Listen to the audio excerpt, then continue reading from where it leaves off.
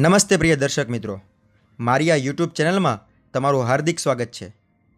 શ્રીમદ્ ભગવદ્ ગીતાના 18 અધ્યાયોની સફરમાં આપણે 2 અધ્યાયોનું શ્રવણ સમાપ્ત કર્યું છે અને આજના આપણા વિડીયોમાં આપણે શ્રીમદ્ ભગવદ્ ગીતાનો 3જો અધ્યાય કે જેનું નામ છે કર્મયોગ તેનું શ્રવણ કરીશું।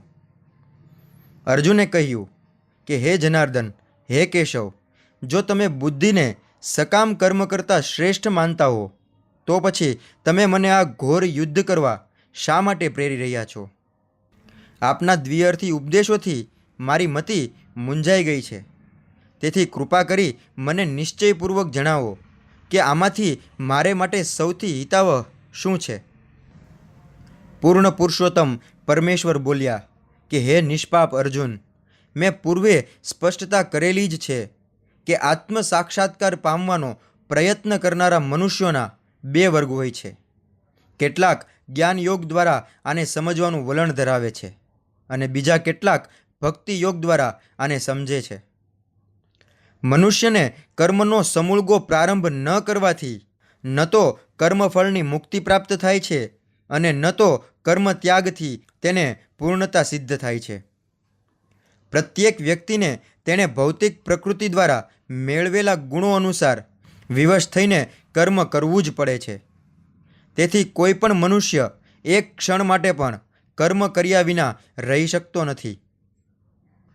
જે મનુષ્ય કર્મેન્દ્રિયોને કાબૂમાં રાખે છે પરંતુ મનમાં ઇન્દ્રિયોના વિષયોનું ચિંતન કરતો રહે છે તે નિસંદેહ પોતાને છેતરે છે અને ઢોંગી કહેવાય છે। પરંતુ જો કોઈ નિષ્ઠાવાન મનુષ્ય કર્મેન્દ્રિયોને મન દ્વારા નિયંત્રિત કરવાનો પ્રયત્ન કરે છે અને અનાસક્ત થઈને કર્મયોગ એટલે કે કૃષ્ણ ભાવનામય કર્મનો આરંભ કરે છે તો તે ઘણો ચડિયાતો છે। તું તારું નિત્ય કર્તવ્ય કર્મ કર, કારણ કે કર્મ નહીં કરવા કરતાં કર્મ કરવું વધુ સારું છે। કામ કર્યા વિના મનુષ્ય પોતાના દેહનો નિર્વાહ પણ કરી શકતો નથી। વિષ્ણુ પ્રીત્યર્થે યજ્ઞ તરીકે કર્મ કરવું જોઈએ, અન્યથા આ ભૌતિક જગતમાં કર્મના બંધન ઉત્પન્ન થાય છે। માટે હે કૌંતેય, તું વિષ્ણુની પ્રસન્નતા અર્થે નિયત કર્મ કર, એ રીતે તું સદા અનાસક્ત અને બંધનમાંથી મુક્ત રહીશ। સર્જનના પ્રારંભે સમસ્ત પ્રાણીઓના સ્વામીએ વિષ્ણુ માટેના યજ્ઞ સહિત મનુષ્યો તથા દેવોના વંશનું સર્જન કર્યું અને તેમને આશીર્વચન કહ્યા કે તમે આ યજ્ઞથી સુખી રહો, કારણ કે એ કરવાથી તમને સુખપૂર્વક રહેવા અને મુક્તિ પામવા માટે સર્વ ઈચ્છિત વસ્તુઓ પ્રાપ્ત થઈ શકશે। યજ્ઞો દ્વારા પ્રસન્ન થઈને દેવો તમને પણ પ્રસન્ન કરશે અને એ રીતે માનવો તથા દેવો વચ્ચેના સહકારથી સૌનો અભ્યુદય થશે। જીવનની વિવિધ જરૂરિયાતોની પૂર્તિ કરનારા વિભિન્ન દેવો યજ્ઞ સંપન્ન કરવાથી પ્રસન્ન થઈને તમારી બધી જરૂરિયાતોની પૂર્તિ કરશે। પરંતુ જે મનુષ્ય આ પ્રાપ્ત ઉપહારો દેવોને અર્પણ કર્યા વગર પોતે ભોગવશે તે નક્કી ચોર જ છે। ભગવાનના ભક્તો સર્વ પ્રકારના પાપમાંથી મુક્ત થઈ જાય છે, કારણ કે તેઓ યજ્ઞમાં પ્રથમ અર્પિત કરેલું ભોજન જ લે છે। અન્ય લોકો જેઓ પોતાના જ ઇન્દ્રિય સુખ માટે ભોજન બનાવે છે તેઓ નક્કી પાપ જ ખાય છે। બધા દેહધારી પ્રાણીઓ અન્ન ખાઈને પોષણ પામે છે અને અન્ન વરસાદથી ઉત્પન્ન થાય છે। વરસાદ યજ્ઞ કરવાથી વરસે છે અને યજ્ઞ નિયત કર્મો કરવાથી થાય છે। નિયંત્રિત કર્મોનો નિર્દેશ વેદોમાં થયો છે અને વેદો પૂર્ણ પુરુષોત્તમ પરમેશ્વરમાંથી પ્રગટ થાય છે। પરિણામે સર્વવ્યાપી બ્રહ્મ યજ્ઞોમાં સદૈવ અવસ્થિત રહે છે। હે પ્રિય અર્જુન, જે મનુષ્ય માનવ સમાજમાં આ પ્રમાણે વેદો દ્વારા સ્થાપિત યજ્ઞચક્રનું પાલન નથી કરતો તે નિશ્ચિતપણે પાપમય જીવન વ્યતીત કરે છે। આવો મનુષ્ય માત્ર ઇન્દ્રિય તૃપ્તિ માટે જ જીવિત રહીને નિરર્થક જીવન વ્યતીત કરે છે। પરંતુ જે મનુષ્ય આત્મામાં જ આનંદ પામે છે તથા જેનું જીવન આત્મ સાક્ષાત્કાર યુક્ત હોય છે અને જે પોતાની અંદર જ પૂર્ણપણે સંતુષ્ટ રહે છે તેને માટે કશું કર્તવ્ય રહેતું નથી। આત્મ સાક્ષાત્કાર પામેલા મનુષ્યને નિયત કર્મો કરવાની ન તો જરૂર રહે છે અને ન તો આવું કર્મ ન કરવાનું કોઈ કારણ હોય છે. વળી અન્ય જીવાત્મા પર નિર્ભર રહેવાની પણ તેને જરૂર હોતી નથી. તેથી કર્મના ફળમાં આસક્ત થયા વગર મનુષ્યે પોતાનું કર્તવ્ય સમજીને નિરંતર કર્મ કરતા રહેવું જોઈએ. કારણ કે અનાસક્ત રહી કર્મ કરવાથી મનુષ્યને પરમેશ્વરની પ્રાપ્તિ થાય છે. જનક જેવા રાજાઓએ માત્ર નિયત કર્તવ્ય કરવાથી જ સિદ્ધિ પ્રાપ્ત કરી હતી. માટે સાધારણ જનસમુદાયને શિક્ષિત કરવા માટે પણ તારે કર્તવ્ય કર્મ કરવું જોઈએ.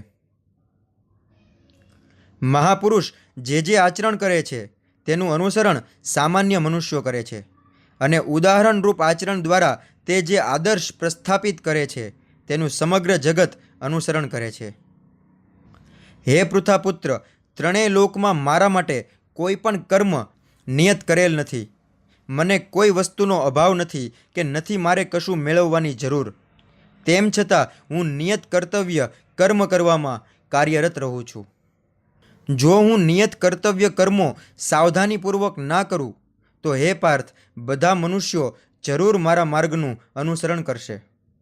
જો હું નિયત કર્તવ્ય ના કરું તો આ બધા લોકનો વિનાશ થઈ જાય. ત્યારે હું અવાંછિત જનસમુદાય એટલે કે વર્ણશંકર પ્રજા ઉત્પન્ન કરવાનું કારણ બનું અને એ રીતે સર્વ જીવોની શાંતિ નષ્ટ કરનારો બનું.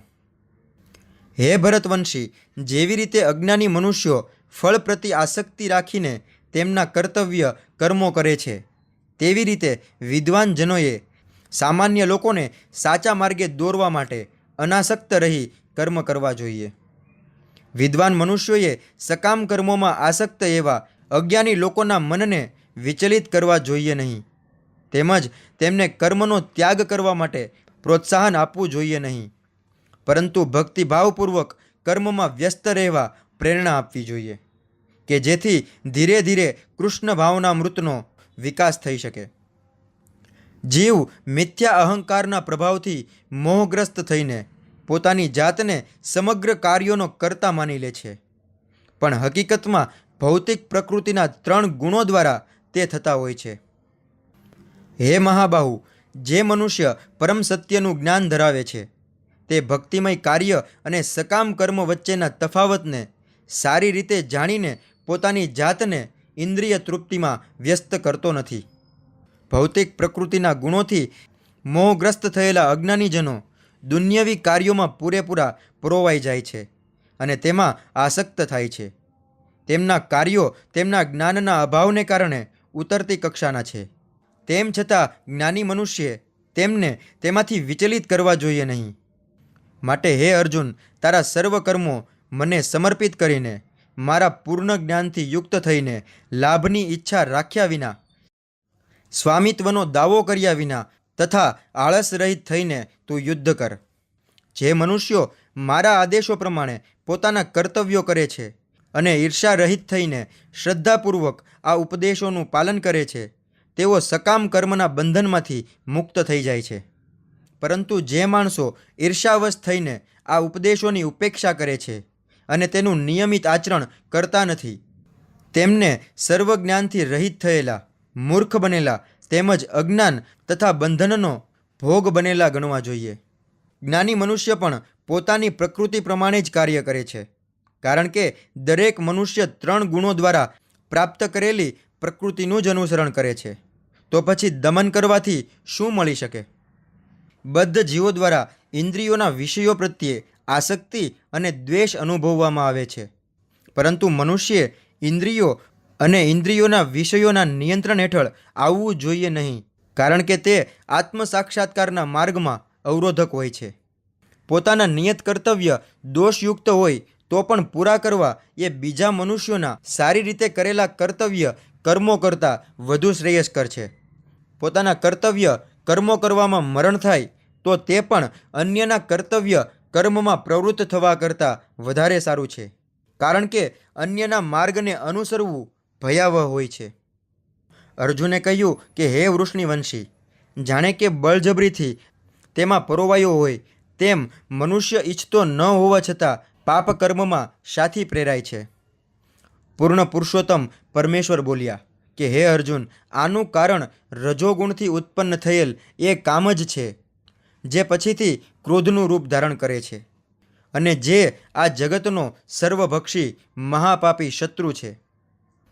જેવી રીતે અગ્નિ ધુમાડાથી, દર્પણ ધૂળથી અને ભ્રૂણ ગર્ભાશયથી આવૃત રહે છે, તેવી રીતે જીવાત્મા આ કામ વડે વિભિન્ન માત્રામાં આવૃત રહે છે. એ રીતે જ્ઞાની જીવાત્માની શુદ્ધ ચેતના કામરૂપી સનાતન શત્રુ દ્વારા ઢંકાઈ જાય છે અને આ કામ કદાપી સંતુષ્ટ થતો નથી તથા અગ્નિની જેમ બળતો રહે છે. ઇન્દ્રિયો, મન તથા બુદ્ધિ એ આ કામના નિવાસસ્થાનો છે. તેમના દ્વારા આ કામ જીવાત્માના વાસ્તવિક જ્ઞાનને ઢાંકી દે છે અને તેને મોહિત કરે છે. માટે હે ભરતવંશીઓમાં શ્રેષ્ઠ અર્જુન, શરૂઆતમાં જ ઇન્દ્રિયોનું નિયમન કરીને પાપના આ મહાન પ્રતીક કામનું દમન કર અને જ્ઞાન તથા આત્મ સાક્ષાત્કારના વિનાશકર્તાનો વધ કર. કર્મેન્દ્રિયો જડ પદાર્થ કરતાં ચડિયાતી છે. મન ઇન્દ્રિયો કરતાં ઉચ્ચતર છે. બુદ્ધિ મનથી પણ વધારે ઉચ્ચતર છે અને તે આત્મા બુદ્ધિથી પણ વધુ શ્રેષ્ઠતર છે. એ રીતે હે મહાબાહુ અર્જુન, મનુષ્યે પોતાને ભૌતિક ઇન્દ્રિયો, મન તથા બુદ્ધિથી પર જાણીને અને મનને વિવેકયુક્ત આધ્યાત્મિક બુદ્ધિ એટલે કે કૃષ્ણ ભાવનામૃતથી સ્થિર કરીને આધ્યાત્મિક શક્તિ વડે આ સદા અતૃપ્ત કે અસંતોષી કામરૂપી શત્રુને જીતી લેવો જોઈએ. આ પ્રમાણે શ્રીમદ ભગવદ્ ગીતાનો કર્મયોગ નામનો 3જો અધ્યાય અહીંયા સમાપ્ત થાય છે. દર્શક મિત્રો, જો તમને આ વિડીયો પસંદ આવ્યો હોય તો લાઈક, શેર અને કમેન્ટ જરૂર કરજો અને મારી આ ચેનલને સબસ્ક્રાઈબ પણ અવશ્ય કરજો. ફરી મળશું આપણે શ્રીમદ ભગવદ્ ગીતાના 4થા અધ્યાય સાથે. ત્યાં સુધી નમસ્તે.